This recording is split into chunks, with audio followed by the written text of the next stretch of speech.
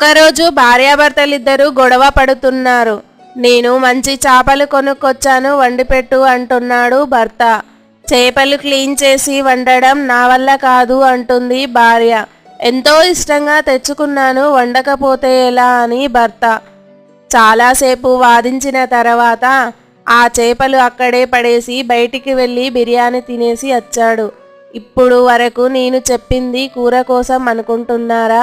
కాదు, ఆ పని కోసమే. భార్యాభర్తల సంబంధం అంటే ఆ పని మాత్రమేనా అని భార్య అనుకుంటుంది.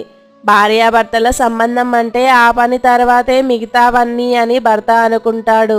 భార్య పగలంతా ఎంత గయగయమన్నా రాత్రి సమయంలో భర్త ఇష్టప్రకారంగా ప్రవర్తిస్తే ఆ భార్య కొంగు పట్టుకొని తిరుగుతాడు భర్త. పగలంతా ఎంత ఇష్టంగా ఉన్నా రాత్రి అయ్యేసరికి ఆ పనిలో అయిష్టత చూపిస్తే ఆ భర్త ఆమె పట్ల అంత ఇష్టంగా ఉండడు.